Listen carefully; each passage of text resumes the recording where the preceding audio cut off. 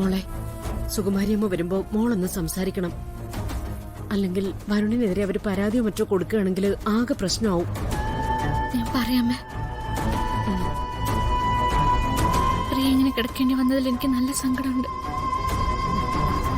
പക്ഷെ വരന്റെ കാര്യം ആലോചിക്കുമ്പോ സത്യം പറഞ്ഞ ഇവിടെ ധൈര്യത്തോടെ നിൽക്കാനും പറ്റുന്നില്ല. അവര് വരട്ടെ, വേണ്ട രീതിയിൽ നമുക്ക് കൈകാര്യം ചെയ്യാം.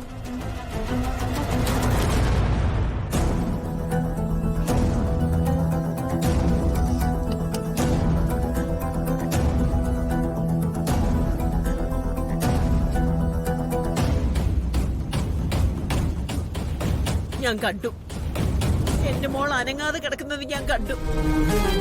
ഞാൻ അടുത്തിരുന്ന് ഉറക്കം വിളിച്ചിട്ടും അവൾ അനങ്ങിയില്ല, ഒരു വാക്ക് മിണ്ടിയില്ല. എല്ലാവർക്കും ഇനി നല്ലപോലെ ഉറങ്ങാലോ അല്ലേ? തെരുവി കിടന്ന് നിന്നെ എടുത്തു വളർത്തിയത് അവളുടെ അച്ഛനും അമ്മയല്ലേടി? അതിന്റെ ഒരു ഇച്ചിരി നന്ദി കാണിച്ചിരുന്നെങ്കിൽ എന്റെ മോളി കിടപ്പ് കിടക്കേണ്ടി വരുമായിരുന്നോ?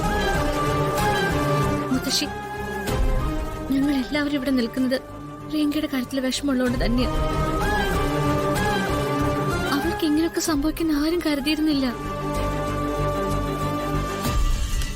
നീ എന്റെ മുന്നിൽ നല്ല പിള്ള സമയം നോക്കുക. കൊല്ലുന്നതിനേക്കാൾ വലിയ ക്രൂരതയല്ലടി നീ അവളോട് കാണിച്ചത്.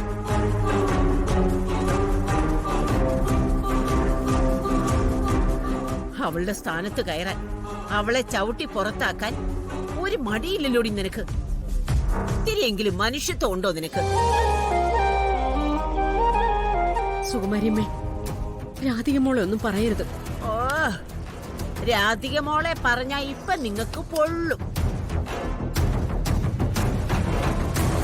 ആ, ഇവക്ക് പിന്നെ ഒരു കാര്യമുണ്ട്, ആരെ കണ്ടാലും മയക്കിയെടുക്കാൻ അറിയാം. എന്നിട്ട് സൂത്രത്തിൽ ഇവളുടെ കാര്യം നേടിയെടുക്കുകയും ചെയ്യും. നോക്കിക്കോ, കുറച്ച് കഴിയുമ്പോ ഇവള് നിങ്ങളുടെ നെഞ്ചിൽ കത്തി കുത്തിയിറക്കും. പിന്നെ എന്റെ മോള് ഈ അവസ്ഥയിൽ കിടക്കാനുള്ള ശരിക്കുള്ള കാരണക്കാരനുണ്ടല്ലോ, വരുൺ. അവന് ഞാൻ വെച്ചിട്ടുണ്ട്.